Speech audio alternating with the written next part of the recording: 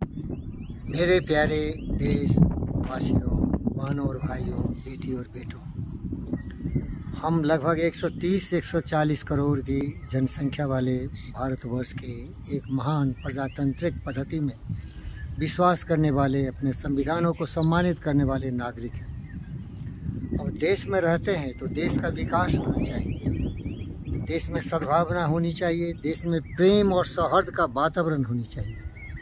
इसीलिए हम सबों को, खास के जो पढ़े लिखे हैं, जो बड़े बड़े पदों पर आसीन हैं, विभिन्न राजनीतिक पार्टियां हैं, उनके बड़े बड़े महान नेता हैं, उन सबों से मेरा निवेदन है कि आप सब कभी भी इस तरह के बहकाव नहीं दे दें अपने नीचे के लोगों को कि वो मरने मारने को तैयार हो जाए।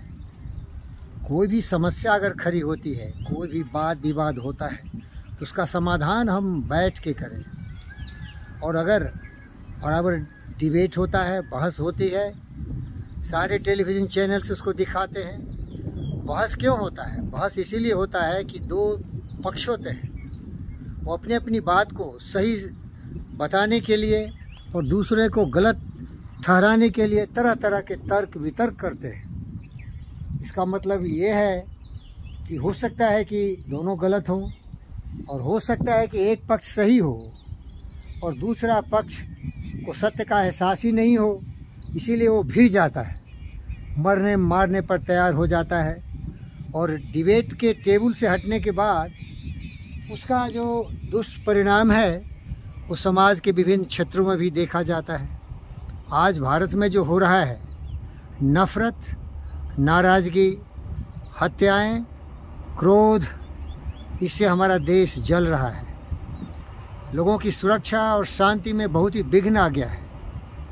इसीलिए मैं निवेदन करता हूँ, अगर कोई भी व्यक्ति कोई भी वक्तव्य देता है तो उसको बुला के फिर से टेबल पर बैठे और फिर से हम डिबेट करें, तर्क वितर्क करें, और उस व्यक्ति से पूछें कि आपने जो व्याख्यान दिया है उसका स्रोत क्या है, उसकी सच्चाई क्या है, और उसको पूरा से पूरा मौका दिया जाए कि अपने विचारों को हम सबों को ठीक से समझाए।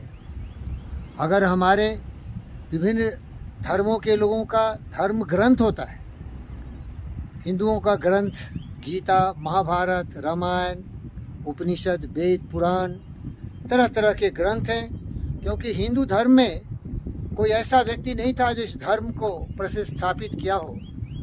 इस धर्म में जितने भी ज्ञानवान, विचारवान, बुद्धिमान, सर्वशक्तिमान व्यक्ति हुए, जिसे हम ऋषि मुनि कहते थे, तपस्या के आधार पर सत्य को खोज किया, जिसमें अनेक ऐसे महापुरुष थे।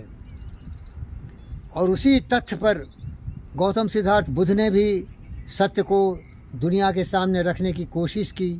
सो इस तरह से उसको हम बुद्ध धर्म कहने लगे। लेकिन हिंदू धर्म में आप जानते हो, आप लोगों को अगर ये भ्रम हो कि इसमें इतनी देवी देवता क्यों हैं, प्यारे दोस्तों, हिंदू धर्म में इतनी देवी देवता इसीलिए हैं कि हर व्यक्तित्व में देवत्व छिपा हुआ है। कोई भी व्यक्ति अगर बहुत ही समझदार हो जाए, ज्ञानवान, विचारवान, बुद्धिमान हो जाए, सत्य को समझे, तो भी विवेकानंद बुद्ध की तरह एक भगवान के रूप में प्रकट होता है। जिस तरह मर्यादा पुरुषोत्तम राम, वो एक मनुष्य थे, दशरथ के पुत्र थे, लेकिन वो इतने काबिल और समझदार थे कि हिंदू धर्म में उनको भगवान का दर्जा दे दिया गया।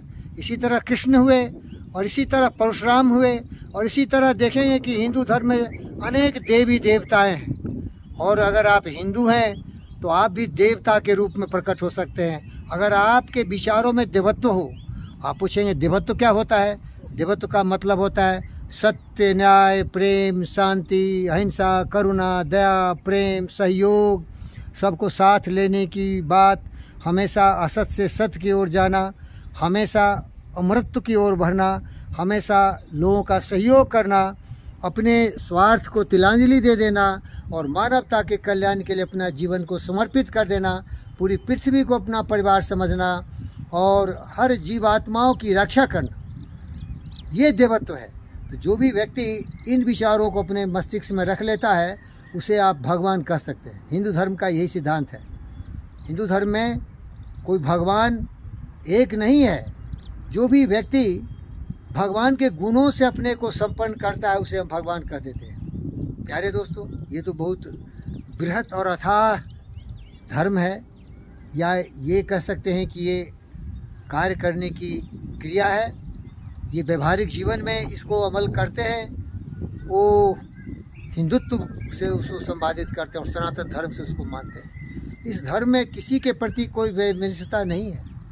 ये शांति प्रिय धर्म है, जिसमें कहा गया है सर्वे भवन्तु सुखिनः सर्वे सन्तु निरामया सर्वभद्राणि पश्यन्तु मा कश्चित् दुःखभाग् भवेत् असतो मा सद्गमयो तमसो मा ज्योतिगमयो मृत्यु मा अमृतं गमयो संगच्छध्वं संवदध्वं समो मानासि जानतां देवा भागम यथा पूर्वे संजानन उपासते समानो आकुति समान हृदयान्व समानो मोऽस्ति यथा वसु शासते समानः मंत्र समीति समाने समानं मनः स चित्तमेषां समाने मनम अमंत्रे ओ समानम सविशा भवेतु।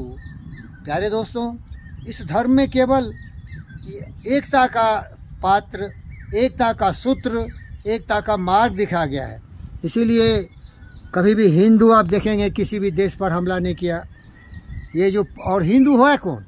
हिंदू वो है जो यहाँ हजारों वर्षों से थे। हिंदू वही है जो यहाँ थे। बाहर से बहुत लोग आ गए बाद में, लेकिन उसी को हम हिंदू कहते हैं जो सिंधु नदी किनारे बसते थे। याद रखिए, हिंदू एक ऐसा धर्म है या ऐसा जीवन कला में जीने की एक प्रेरणा है जहाँ की शांति है, करुणा है, दया है, प्रेम है, और कोई भी यहाँ भगवान हो सकता है। जिसने अपने आप को ज्ञानवान, विचारवान, बुद्धिमान, सर्वशक्तिमान बना लिया हो, जिसने अपने मन में सत्य, न्याय, प्रेम, शांति, अहिंसा, करुणा का प्रवाह बहा दिया हो, और जो जीव जंतु, पशु पक्षियों और मनुष्य को समानता से अपनी भावना से सम्मानित करता हो, और जो पूरे पृथ्वी को अपना परिवार समझता हो, इसी को हम सनातन धर्म की परिभाषा दे सकते हैं। और इसी को हम यहाँ के जो रहने वाले थे उसे हम हिंदू कह सकते हैं। मेरा ज्ञान बहुत विस्तृत नहीं है, लेकिन मेरा ज्ञान वही है जो प्रायोगिक है। और अंत में यही कहूँगा, सबसे बड़ा धर्म है लोगों की सहायता करना, सेवा करना, जीवन देना। जिस तरह मधुबन खुशबू देता है, सागर सावन देता है, जीना उसका जीवन है, औरों को जीवन देता है। खुदगर्ज दुनिया में ये इंसान की पहचान है। जो पराई आग में जल जाए वो इंसान है। ये इंसानियत है, ये मनुष्यता है, और इसका प्रशिक्षण योग विद्या से होता है। पतंजलि योग सूत्र, बुद्ध योग सूत्र, इन सबों में विचारों की पवित्रता पर ध्यान दिया गया था। आओ मेरे दोस्त, साथ मिल के समस्या का समाधान करें और मिलजुल के रहें। लड़ाई झगड़ा बंद करिए, ये मार काट की बात मत करिए। ये सब वास्तविकता है। धन्यवाद।